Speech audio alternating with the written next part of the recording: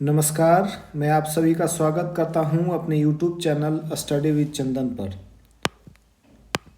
और Telegram channel VSS योद्धा पर।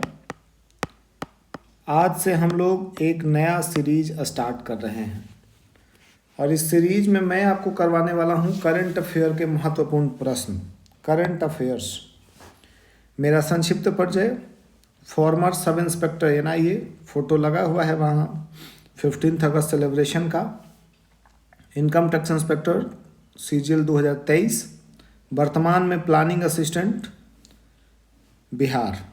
ठीक है, तो करंट अफेयर की सीरीज में मैंने आज कुछ स्लाइड्स लगाए हैं जो कि चर्चा में रहे हैं और इंटरनेशनल खबरों को मैंने इसमें ज़्यादा तरजीह दिया है। अगले क्लास में फिर हम लोग और आगे बढ़ेंगे। सबसे पहला खबर जो हम लोग लेके चल रहे हैं वो एक एयरवेज का है, मधु न्योमा एयरवेज। ये एयरवेज इसलिए चर्चा में है क्योंकि भारत जो है चीन बॉर्डर पर, भारत जो है चीन से लगी वास्तविक नियंत्रण रेखा पर कहाँ बना रहा है, तो लद्दाख में। ये एयरवेज जो हम लोग बना रहे हैं लद्दाख में, ठीक है। मधु न्योमा एयरवेज, मधु न्योमा, अच्छा कलर चेंज करना पड़ेगा एक मिनट। मधु न्योमा एयरवेज जो है बनाया जा रहा है, ठीक है। तो ये है पहला खबर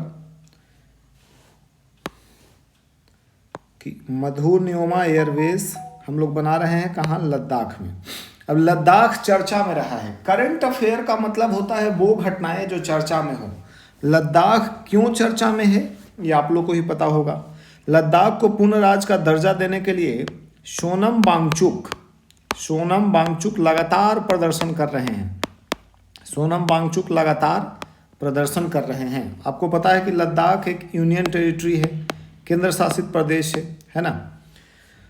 और भारत में वर्तमान में 28 राज्य, 8 केंद्र शासित प्रदेश हैं। तो आप लोगों को बताना है कमेंट बॉक्स में कमेंट करके कि लद्दाख के अभी उपराज्यपाल कौन है। तो एक तो ये हो गया। LAC और LOC समझते होंगे। LAC जो है वो चीन के साथ है और एक LOC होता है, तो LOC जो है वो पाकिस्तान के साथ है, ठीक है। ये पॉइंट भी ध्यान रखिएगा। जो भी एक्स्ट्रा पॉइंट है मैं डिस्कस करूंगा।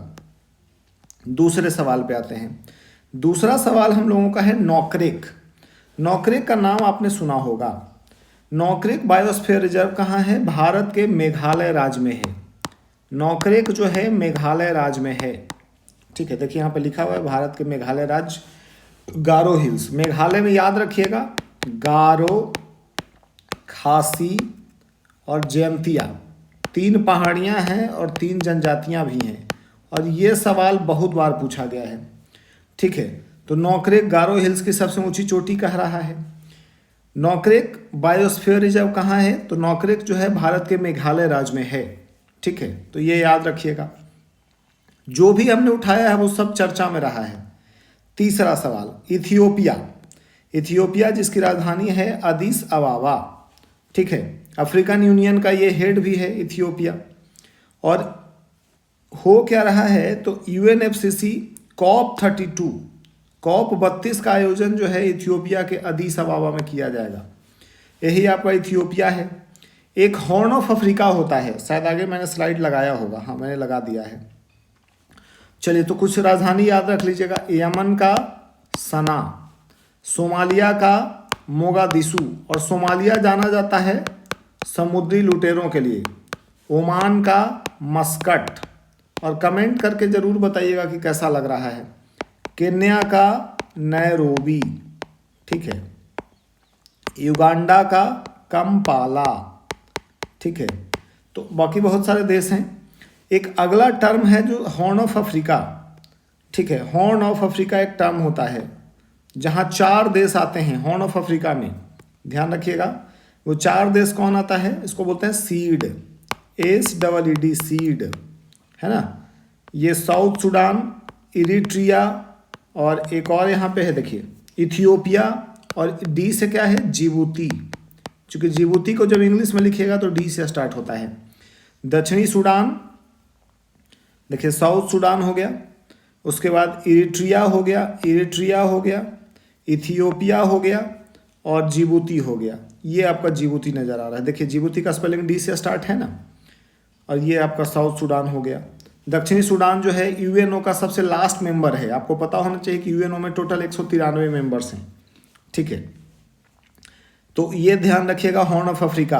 और क्यों चर्चा में है, तो 2027 में COP32 का आयोजन इथियोपिया में किया जाएगा।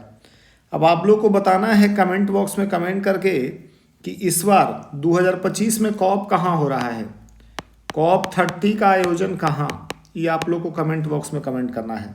क्लास इंटरेक्टिव होना चाहिए।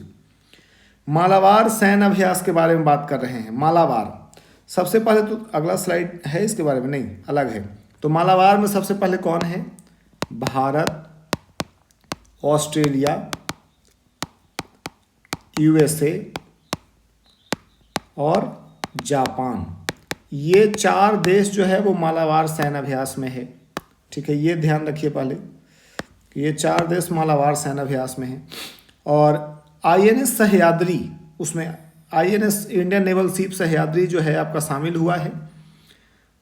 कुछ और याद रखिएगा, सैन्य अभ्यास जो है एक इम्पॉर्टेंट टॉपिक है, तो हम इस पर एक स्पेशल आपको वीडियो करवाएंगे अगर आप लोगों को पसंद आएगा तो। और सैन्य अभ्यास से सवाल पूछा जाता है, जैसे भारत नेपाल में कौन है। आप लोग एक बता दीजिएगा कमेंट करके कि हैंड इन हैंड सैन्य अभ्यास जो है भारत किस देश के साथ करता है, ये कमेंट बॉक्स में आप लोग बताइएगा। तो INS सह्याद्री जो है मालाबार नौसैनिक अभ्यास, तो मालाबार में कौन कौन है, भारत है, ऑस्ट्रेलिया है, USA है, जापान है, 4 देश शामिल हैं, ठीक है। क्रिसमस द्वीप की क्या बात हो रही है, तो क्रिसमस द्वीप जो है वहाँ पे गूगल, ऑस्ट्रेलिया आप देख लीजिए, ऑस्ट्रेलिया आपका ये है, यहाँ पे गूगल जो है एक AI डेटा सेंटर बनाएगा, ठीक है, AI डेटा सेंटर बनाएगा। अब ऑस्ट्रेलिया के आसपास कुछ मरुस्थल भी है, जैसे ऑस्ट्रेलिया में याद रखिएगा, ऑस्ट्रेलिया में मरुस्थल याद रखिएगा सिम्पसन, ऑस्ट्रेलिया में मरुस्थल याद रखिएगा गिम्पसन, ये दोनों वहाँ के मरुस्थल हैं, डेजर्ट हैं। इसके अलावा आप याद रखेंगे कुलगार्डी सोना की खाने हैं। ऑस्ट्रेलिया की राजधानी जो है वो कैनबरा है, ठीक है। यहाँ मर्रे और डार्लिंग नदियाँ बहती है। पूर्वी तिमोर, इसका राजधानी जरूर याद रखिएगा, पूर्वी तिमोर का राजधानी आप लोग जरूर याद रखिएगा कि पूर्वी तिमोर की राजधानी जो है, sorry this colour is not working, which colour we should use, देखते हैं। इसकी राजधानी जो है दिल्ली, पूर्वी तिमोर की, ठीक है। तो एक क्वेश्चन है कि क्रिसमस आइलैंड कहाँ है, तो क्रिसमस आइलैंड ऑस्ट्रेलिया में है। और इसी क्रिसमस आइलैंड पे जो है गूगल AI डेटा सेंटर बना रहा है। गूगल के हेड कौन है, सुंदर पिचाई, यह भी ध्यान रखिएगा। अब आइए रामसर साइट के बारे में और अपने बिहार के बारे में, थोड़ा सा बिहार के बारे में भी चर्चा कर लीजिए। गोगाविल झील जो कि कटिहार में है, गोगाविल झील जो कि कटिहार में है, ठीक है, कटिहार जिला में है, कटिहार वाले हाजिर लगाएंगे, तो उसको रामसर साइट घोषित किया गया है। याद रखिएगा रामसर साइट की जब भी चर्चा आएगी तो 2 फरवरी 1971 ईरान का एक शहर है रामसर, वहाँ पे एक सम्मेलन हुआ था आर्द्र भूमियों के संरक्षण के लिए, इसीलिए 2 फरवरी को मनाते हैं हम लोग रामसर दिवस। तो गोगाविल झील को जो है रामसर साइट के रूप में घोषित किया गया है। हाल ही फिलहाल में बक्सर जिला का गोकुल जलाशय और पश्चिमी चंपारण के उदयपुर यानी बिहार को ही शामिल किया गया है हाल फिलहाल में, दोनों तीनों जो है। और बिहार में कुल रामसर साइट हो गया है 6, कुल 6 रामसर साइट हो गया है अपने बिहार में, है ना। देश भर में अगर कहेंगे तो 94 रामसर साइट है, टोटल 94, बिहार में 6 हो गया है। बिहार में पहला जो था वो बेगूसराय जिले में कांवर झील था, है ना, कांवर झील बेगूसराय में बिहार का पहला कांवर झील, ये बिहार का फर्स्ट रामसर साइट था। आगे आते हैं उमगोट नदी के बारे में।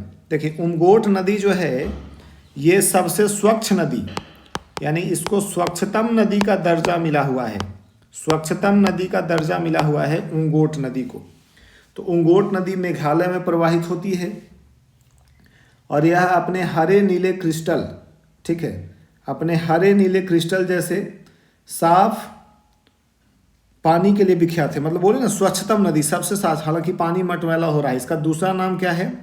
इसका दूसरा नाम दाबकी नदी है। ठीक है, किसका? उमनगोट का। उमनगोट नदी का दूसरा, और कहाँ है उमनगोट? तो मेघालय में है। मेघालय से ऊपर भी एक क्वेश्चन आ चुका था नॉकरेक के बारे में। अब आइए एक और सवाल। जो भी सवाल मैंने उठाया है वो सब चर्चित रहा है, और ये सब आपको काम करेगा एईडीओ में, ये काम करेगा दरोगा में, ये काम करेगा CGL 4 में, ये काम करेगा BPSC 72वीं में। ठीक है, ये काम करेगा सेंट्रल SSC की परीक्षाओं में। ठीक है, क्वेश्चन का सिलेक्शन बताइएगा कैसा है, कमेंट बॉक्स में जरूर बताइएगा कि क्लास कंटिन्यू करना है, अच्छा लग रहा है कि नहीं लग रहा है। चलिए एक वीर नारायण सिंह की चर्चा हम लोग कर लें 1857 के बारे में। छत्तीसगढ़ में शहीद वीर नारायण सिंह स्मारक और जनजातीय स्वतंत्रता सेनानी संग्रहालय। अब ये देखिए 15 नवंबर हुआ है, 15 नवंबर कल ही था ना। 15 नवंबर को जनजातीय दिवस मनाते हैं, धरती आबा बिरसा मुंडा के जन्मतिथि पर, है ना, जनजातीय दिवस। और जनजाति शब्द का प्रयोग किसने किया था? ठक्कर बापा ने, याद रखिएगा, ठक्कर बापा। तो छत्तीसगढ़ के पहला स्वतंत्रता सेनानी के रूप में जाना जाता है। 1857 की क्रांति में इनका महत्वपूर्ण योगदान था, 1857 की क्रांति में। ठीक है, 1856 के अकाल के दौरान व्यापारी द्वारा जमा किए गए अनाज को गरीबों में बांट दिया था, दयालु थे। तो छत्तीसगढ़ में वीर नारायण सिंह, छत्तीसगढ़ से संबंध है। ठीक है, अब आप लोग कमेंट बॉक्स में बताइएगा कि छत्तीसगढ़ के मुख्यमंत्री कौन हैं। ठीक है, छत्तीसगढ़ के मुख्यमंत्री कौन हैं। अगला एक अभ्यास हुआ है त्रिशूल में। देखिए ये राजस्थान है आपका और ये गुजरात है। तो पाकिस्तान से लगी हुई सीमा पर भारत ने पाकिस्तान, यही नल्ला पाकिस्तान से लगी सीमा पर एक अभ्यास, तीनों सेनाओं का अभ्यास, मतलब आर्मी, एयरफोर्स, नेवी, तीनों सेनाओं का अभ्यास जो है त्रिशूल शुरू किया है। इसमें आर्मी भी शामिल हुआ है और एयरफोर्स भी शामिल हुआ है और नेवी भी शामिल हुआ है। तो आर्मी, तीनों का दिवस याद रखिएगा, आर्मी डे 15 जनवरी, एयरफोर्स 8 अक्टूबर, नेवी 4 दिसंबर। अभ्यास त्रिशूल हुआ है ना।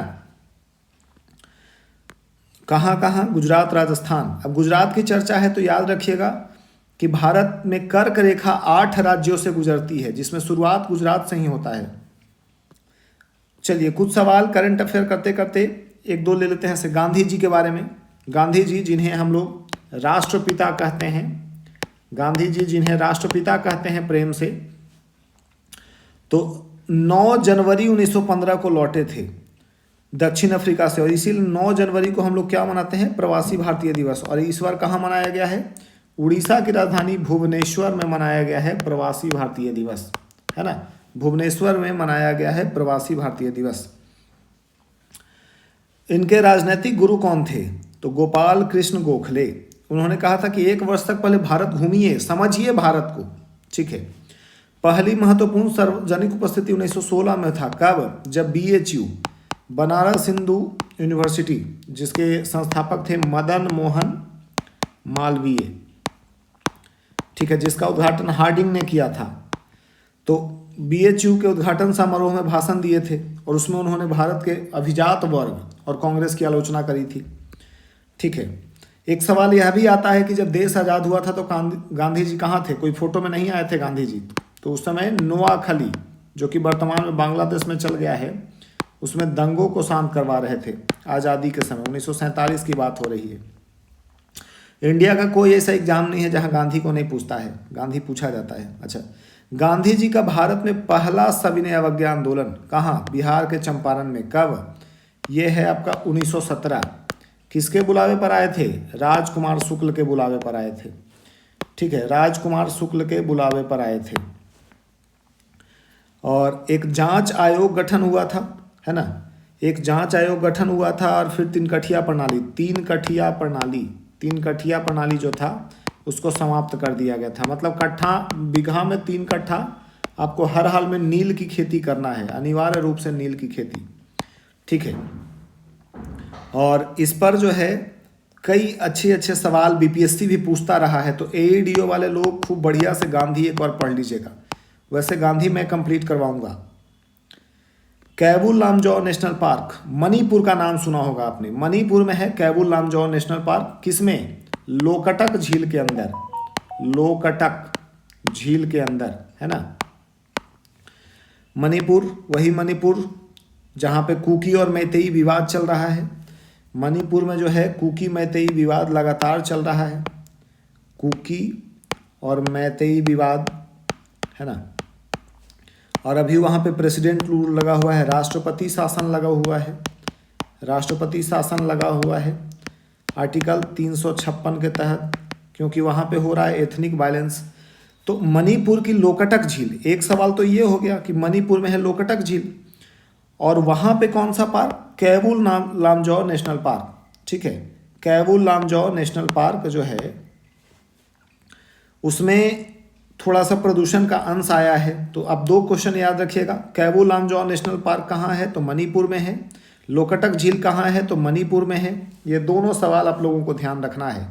और क्लास कैसा लग रहा है ज़रूर बताइएगा। अगर अच्छा लगेगा तो 20 से 25 क्लास में हम करंट अफेयर आपको इतना करवा देंगे कि आपको दरोगा में दिक्कत नहीं होगा, आपको एईडीओ में दिक्कत नहीं होगा, सीजीएल 4 में दिक्कत नहीं होगा, और बीपीएससी 72वीं में हेल्पफुल होगा, साबित होगा, मददगार होगा। नेक्स्ट क्वेश्चन पे आते हैं, काराकोरम और चांगथांग। तो देखिए काराकोरम और चांगथांग अभयारण्य जो है दोनों का दोनों अभयारण्य कहाँ है? लद्दाख में। ये दोनों का दोनों अभयारण्य जो है आपका लद्दाख में है, ठीक है। लद्दाख में फिर से निर्धारित करने का, चांगथांग है कहाँ? तो लद्दाख में है। देखिए यहाँ पे कुछ झील का नाम याद रखिएगा, तसो मरोरी, पैगांग तसो और तसोकर, ये तीनों याद रखिएगा। VVI, ये झील जो है उसका नाम VVI करके लिख लीजिए, ठीक है। तो 2 चीज़ याद रख लिए, लद्दाख के बारे में ऊपर भी चर्चा आ चुका था, फिर से एक बार चर्चा आया है। तो याद रखिएगा कि लद्दाख में काराकोरम है, तो काराकोरम तो समझ जाइएगा। चांगथांग अभयारण्य को ध्यान रखिएगा, चांगथांग अभयारण्य लद्दाख। सोनम वांगचुक का नाम याद रखिएगा, और लद्दाख में कितने जिले हैं यह याद रखिएगा। अगला सवाल, अफगानिस्तान, इंटरनेशनल अफेयर। अफगानिस्तान जिसकी राजधानी कहाँ है? अफगानिस्तान की राजधानी है काबुल, है ना। इस समय अफगानिस्तान काफ़ी चर्चा में है, क्योंकि अफगानिस्तान और पाकिस्तान का लड़ाई चल रहा है और पाकिस्तान को एकदम पानी पी ले है।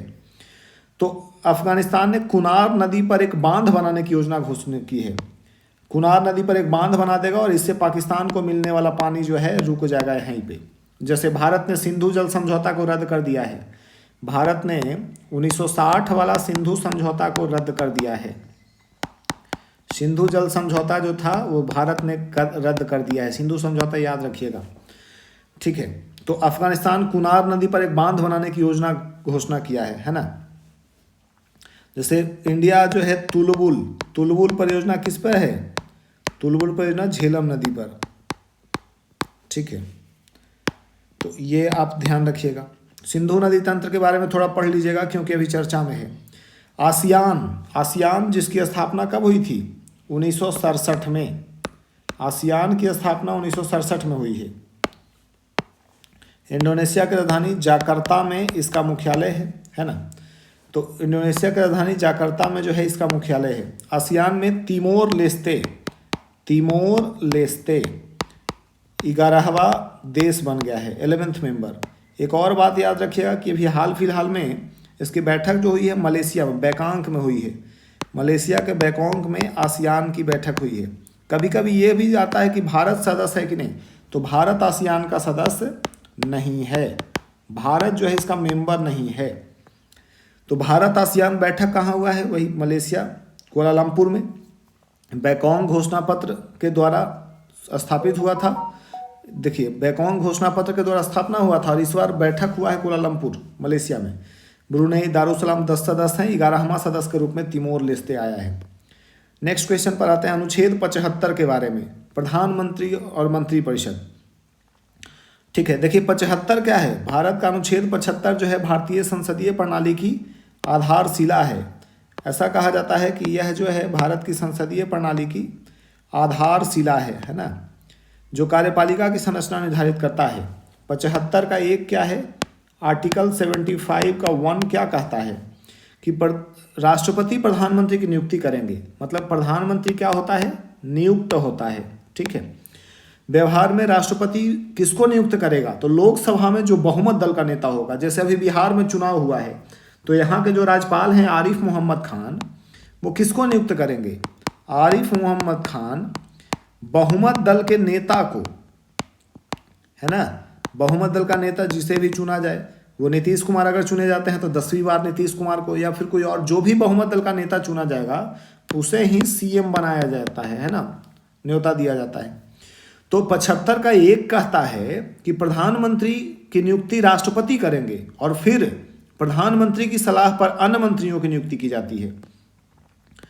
75(3) क्या है कि मंत्रिपरिषद सामूहिक रूप से लोकसभा के प्रति उत्तरदायी होती है और व्यक्तिगत रूप से राष्ट्रपति के प्रति उत्तरदायी होता है। सामूहिक रूप से लोकसभा के प्रति और व्यक्तिगत रूप से राष्ट्रपति के प्रति। 75 का 2 क्या है कि मंत्री जो है राष्ट्रपति के प्रसाद पर्यंत, यानी during the pleasure of president, हालांकि यह प्रधानमंत्री के विवेक पर वो कहने की बात है। ये सवाल बहुत बार पूछा है। 51वां संविधान संशोधन, 51वां कॉन्स्टिट्यूशनल अमेंडमेंट कि 15% से ज़्यादा मंत्री नहीं बनाया जा सकता, 15% से ज़्यादा मंत्री नहीं बनाया जा सकता, ये कहता है 51वां संविधान संशोधन, ठीक है ना, कि कुल सदस्य संख्या के 15% से ज़्यादा लोकसभा या विधानसभा के, ठीक है। कोई व्यक्ति, ऐसा व्यक्ति भी मंत्री बन सकता है जो सदन का सदस्य नहीं है, तो बिल्कुल बन सकता है, लेकिन 6 माह के भीतर उसको किसी न किसी सदन का सदस्य बनना होगा। 6 माह के भीतर किसी न किसी सदन का सदस्य बनना होगा। अब प्रधानमंत्री की चर्चा आई है तो याद रखिएगा, प्रथम प्रधानमंत्री जवाहरलाल, प्रथम महिला प्रधानमंत्री इंदिरा गांधी, वर्तमान प्रधानमंत्री नरेंद्र मोदी, प्रधानमंत्री के रूप में सबसे लंबा कार्यकाल जवाहरलाल। आगे वेनेजुएला की बात आ गई है। वेनेजुएला, है ना, क्यों आया है, तो अमेरिका, डोनाल्ड ट्रंप जो है, ट्रंप बाबा जो है, ट्रंप बाबा का नाम सुने होंगे, पूरा दुनिया को एकदम भड़कैले है। तो ट्रंप बाबा ने वेनेजुएला पर अटैक करवा दिया है ना। वेनेजुएला की नौकाओं पर अमेरिका का नौसैनिक हमला हुआ है। क्यों, क्योंकि उससे वो कहा कि सब इससे नशीला पदार्थ ले जाता है, ड्रग्स ले जाता है।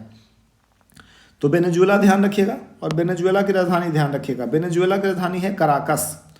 वेनेजुएला की राजधानी है कराकस, दक्षिण अमेरिका महाद्वीप में है।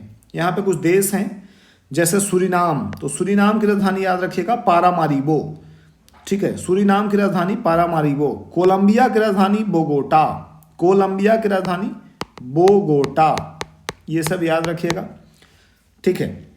वेनेजुएला में एक झील है मराकाइबो, आगे होगा, एक और स्लाइड लगाया होगा मैंने, अच्छा मैं नहीं लगा पाया। तो वेनेजुएला का एक झील है मराकाइबो, और यहाँ पे सबसे ऊंचा जलप्रपात भी है, एंजल वाटरफॉल, इसका भी ध्यान रखिएगा आप लोग, ठीक है। एक क्वेश्चन मेरा आप लोग से है कि यहाँ पे कैरिबियन देश है एक बेलीज, तो बेलीज की राजधानी कहाँ है, बेलीज का राजधानी कहाँ है, कमेंट करिएगा। नेक्स्ट अभ्यास पे आते हैं, समुद्र शक्ति अभ्यास।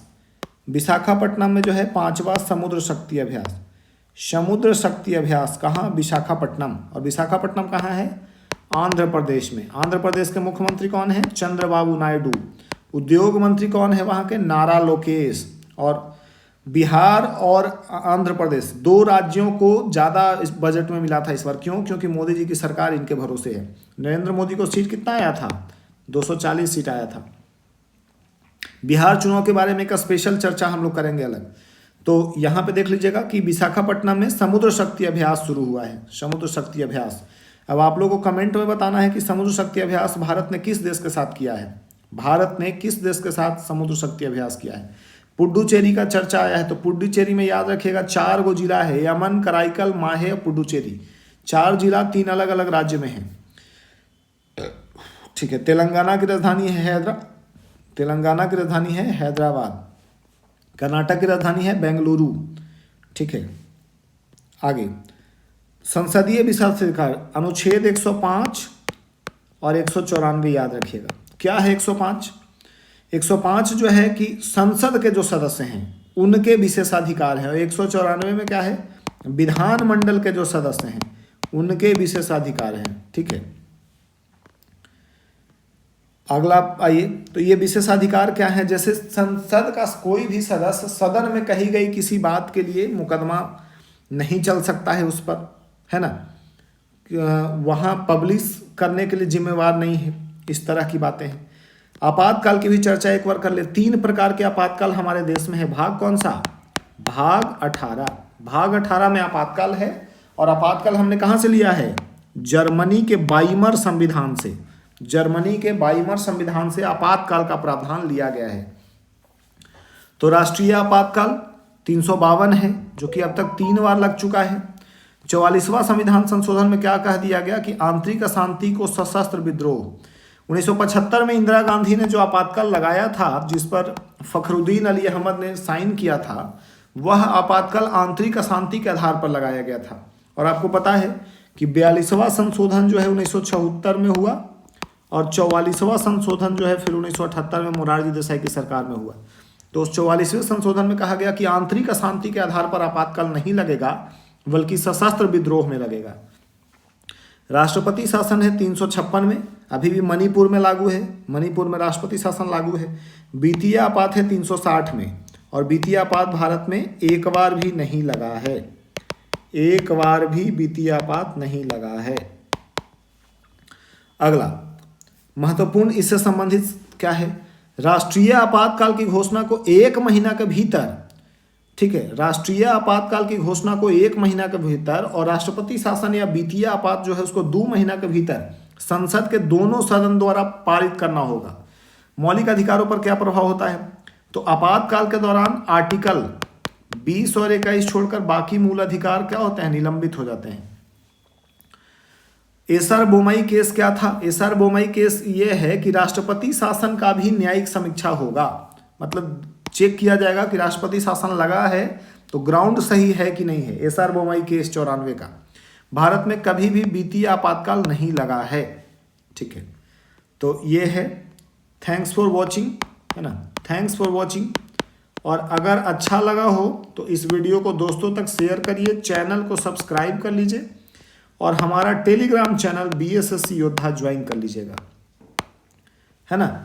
उस पर चलता है आपका 12 से 1 में AEDO का क्विज 100 क्वेश्चन का, 2 से 3 में दरोगा का क्विज, और ठीक है आपका क्या बोल सकते हैं, रात में 9 से 10 या 9 से जो भी 9 बजे से मिक्स क्विज, ठीक है। तो ये है। तो एक बार आप कमेंट जरूर करिएगा कि कैसा लगा।